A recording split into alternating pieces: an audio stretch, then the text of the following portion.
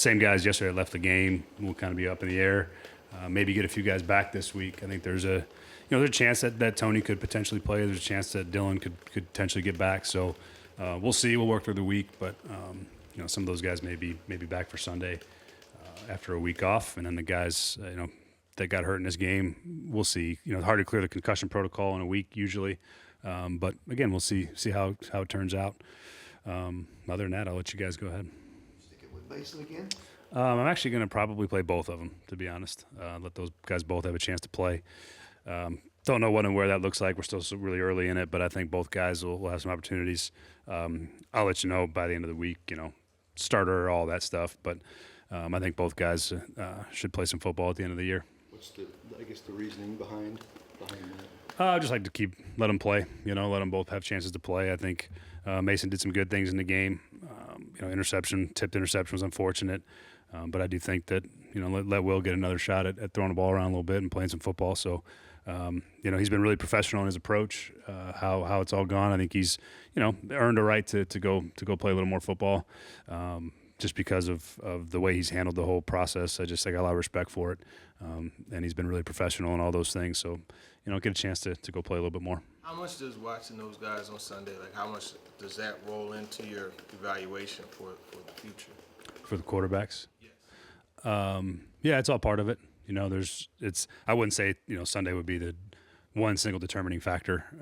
But yeah, it's all going to be a part of it. It's still another opportunity to get an evaluation and watch guys play. So I guess a better way for me to maybe I didn't answer that the way you wanted. No, you're good. How much does that decision involve your desire to look at them a little bit closer for the future? I guess that's a part of it. Yeah, it's always a position that you have to have an answer for, and you want to make sure that whatever direction you head at that spot, that you have a full evaluation of it, and you feel really strongly that either one is or one isn't. And I think that's the ultimate goal, is to really make sure that we have all the looks that we need. And so it'll be all a part of that process. When you dress that up for the locker room, because I know you had said Mason Rudolph, you felt he gives you a better chance to win.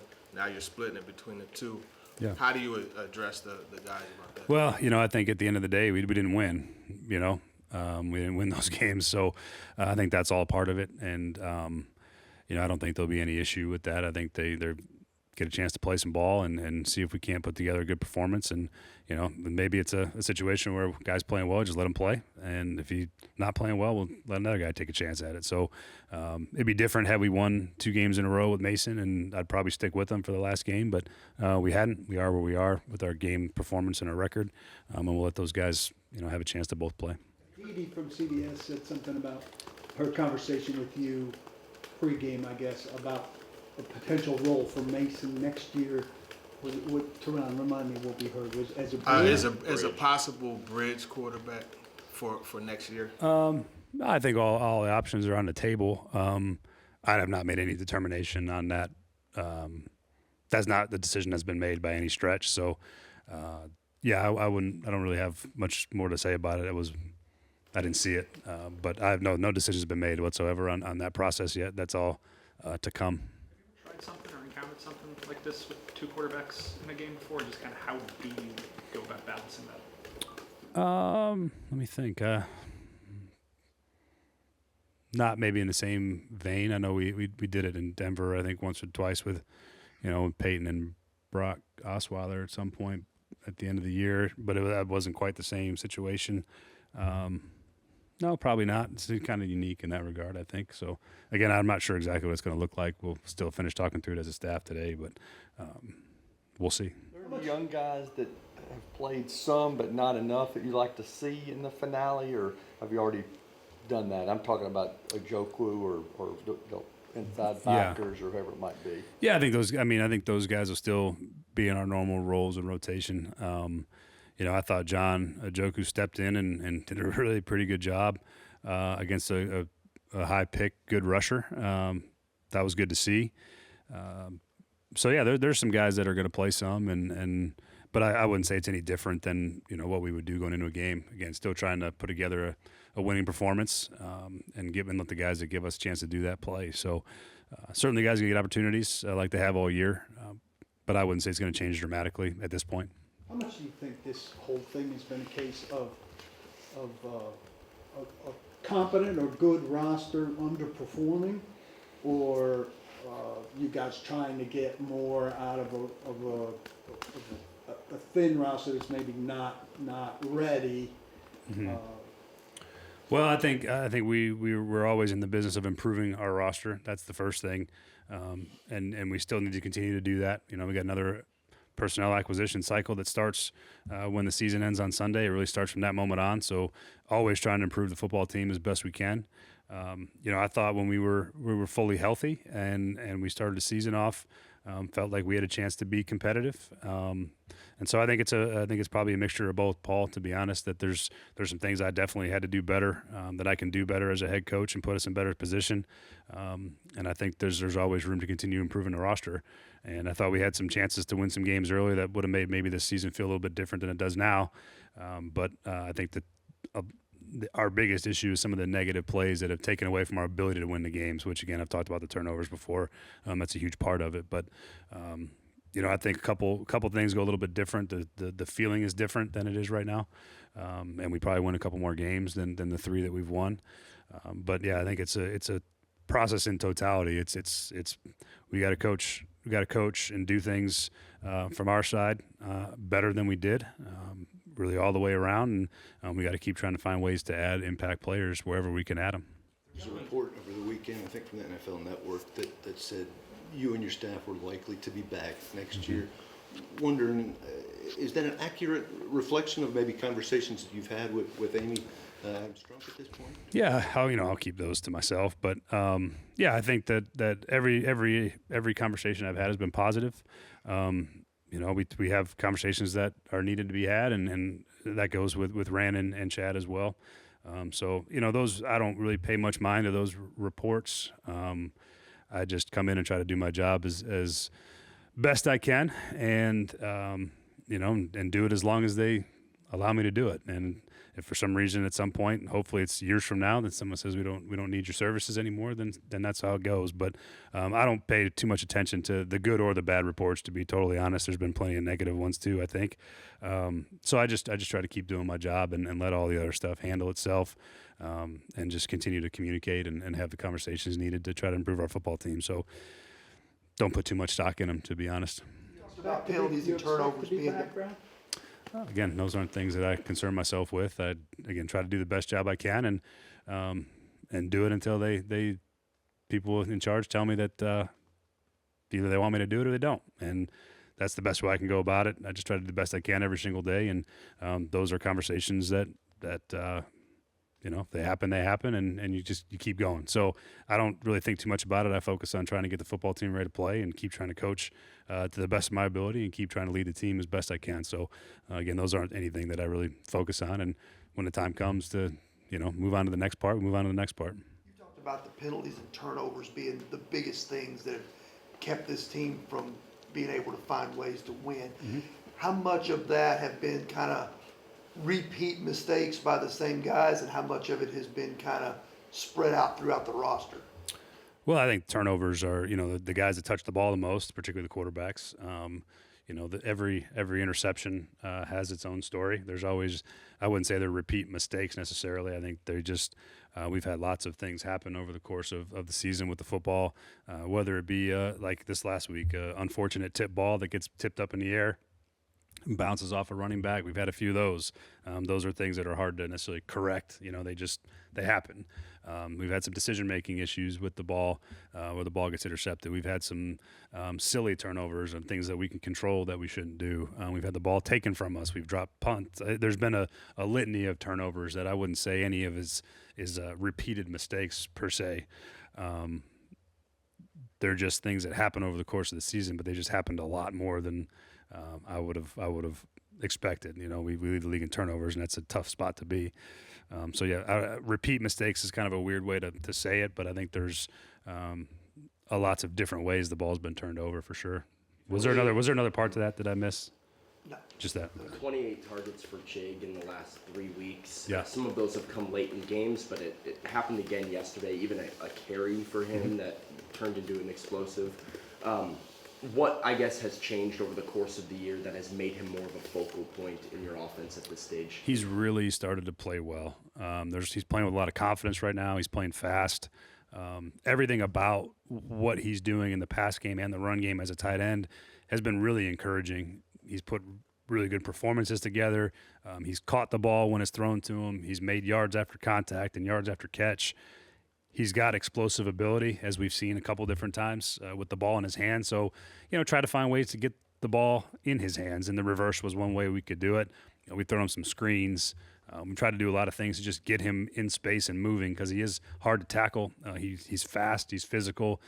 He does a really good job in the run game too. He's really developed into a really pretty good NFL tight end, both in the run and the pass game. So he's come on in the last handful of weeks. His production's picked up, but the biggest thing is he's playing with a lot of confidence within the system, and he's playing with and the quarterbacks have a lot of confidence in him. So really cool to see for Chig. A lot of work has gone into that, and I think Justin Houghton as well as the tight ends coach should receive some credit for the improvement that Chig has made this year. It's been good to see. Mason missed him up the left side. Is that a ball that should have been an easy catch? Yeah, it was a ball that had a chance to win us, or at least put us in position to tie the game. Yeah, that was one that's was a near miss, and he'd love to have that one connect. Chig was open, the ball was thrown on time, and we just missed it by a fingertip. Those are plays that when I talk about not making the play to win the game, that's what I'm talking about is plays like that where you're right there. You have a chance and we don't connect for whatever reason. But that certainly had a great shot to score a touchdown or at least get us down really close to the goal line there in that moment. Why wasn't Calvin a bigger part of the game for you in the first half? I think he had one catch in the first half. The biggest part of the first half was the weather. Truthfully, we tried to run the ball pretty good that first part. It was still pretty wet. It rained really hard in the pregame, and then it was still precipitation in the first part of the game. And they do a good job. There's some things defensively do that make it hard. They pay a lot of attention to Calvin. They pressed, they challenged him at the line of scrimmage. There was usually a safety helping nearby. They were intentional about finding ways to not let him get going. It's an aggressive press, corners, too high, man-ish coverage. They do a good job with that part of it. So a little bit of that early on. We were trying to take advantage of some of the underneath matchups with the tight ends and the running backs. But then he kind of found some rhythm in a spot and ended up being a really productive game for him. Final play that you guys had on the fourth down play, I guess, when I tried to hit NWI. If he gets rid of the ball a split second earlier, does it have a better shot there? He was actually right on time. I mean, he took one quick hitch and the ball was up. They tried to roll to a we call it non-traditional Tampa 2, and so they're kind of rolling to different spots, and NWI is right there. He got it up on time, and the ball was really sort of right in the spot you expect it to be. It just was. As that safety tried to roll out, he got a little bit tighter than normal you see versus Tampa, and he was able to come make the play. The timing of the play was fine, and the throw was really about where you're expected to be. I think the safety just made a nice play. You mentioned a couple of times now the idea of there being those couple of close losses early in the year that kind of changed things. I'm curious, is there a moment that stands out as a turning point for you when it went from thinking things were competitive to maybe not realizing that idea? I think that the loss at the point in the season we were in, the loss to Indy early was one where it was like, God, those are games we've been in position to potentially win, and we haven't been able to get one. That was a disappointing one. We played a really tough gauntlet there in the middle against some really good playoff teams. And we did some good things. We played well at certain points. But yeah, it was that, you start the season, you find a way to win a game in Chicago, and you find a way to win against the Jets when you got opportunities, and you end up 2-2 at the break, as opposed to 1-3. That just changes a little bit of the momentum of the season. And you end up not feeling like you're in such a hole where you're still sort of competing, you're still kind of in the thick of it, and there's a momentum and a confidence factor that comes with those things. And I think it was just harder to climb out of the hole that we put ourselves in, and then we faced a bunch of really good teams in the middle of it. That was challenging. So, I don't know if that answers your question, but that's sort of how I felt about it. Seems like JC has had kind of some more difficult moments toward the latter half of the season than he did in the first half. Is that a case of people getting a bit of a read on him, or what do you think the reason is? I think there's any time that you play a lot of football, people study you, study what you do well, study how you pass set, study how you use your hands, and guys get better at preparing for it. There's more tape. They see where more your weaknesses are more clearly than maybe if there's only a limited sample size. Part of that's playing a lot of football for a rookie, and it's been a long. The rookie wall thing is real in some senses. Mentally, it's hard to the length of the season gets on these guys. It feels really long, and you're out there every week against really good players. But I think he's learning and gotten better. He's had some up and down moments. The consistency part of it is one of the things that we'd like to see, level out some as opposed to these. There's a little bit of up and down here the last part of the season. So those are things he's got to improve on. But I think ultimately, for a rookie tackle that made the switch from the right side to the left side, he's put some really good stuff on tape. And he's a powerful run blocker. When he gets his hands on you, he's hard to beat. So there's a lot of really good things that I'm really excited about JC, even though there's been some up and down in the play over the back half of the season. So he's going to continue to get better. Go ahead. Is he unquestionably your left tackle going forward, or is there a scenario potentially where the draft brings you a tackle, obviously we need one on the other side, Yeah. who presents himself as a better left tackle that would kick JC back to the other side? Yeah, hard for me to make any statements about something like that. I just I don't know enough about the draft to make any definitive commentary on it. I just know that we're always open to adding as many good players as possible. So take that for whatever it's worth. I don't really know what's available or what's out there, but we're always looking to add as many good players as we possibly can. And I would never essentially close the door if it meant that we could add a particular player. So yeah, I would say it's probably pretty safe to say he's the left tackle, unless we change our mind. That's probably the best way to put it. You're hopeful of getting Jalen back at some point yesterday, as he had just really bad luck and missed a big opportunity by getting hurt early in both of the starts he's made. Yeah, I mean, that's probably the best way to put it. Has been bad luck for him injury-wise. Chances to play and perform, and injuries have cut both those opportunities short. So yeah, I wanted to get a really good look and playing against a really good rusher, but he just didn't work out that way. So it's definitely nothing he can do about those things. It's not you can't hold it against him necessarily because of the injury thing. But yeah, certainly opportunity in two different games to see him play extended time against good players. We haven't been able to get that look at him. What do you feel like will be your options at right tackle this week? Same ones as we've had. Yeah, one thing I will say is I thought John Njoku came in there and really fought and really played well. That was good to see him do that. So we'll see. I think that you might get to see some John. Obviously, we got Nick there as well, and then if JC's or not JC, but JD is healthy and available, we'll see where he's at by the end of the week. But yeah, pretty much the same as it's been most of the year. Understanding that each penalty or turnover have their own story, but in the aggregate, when you look at a team that is at the bottom of the league in both of those categories, what does that tell you? It tells you that make a lot of mistakes.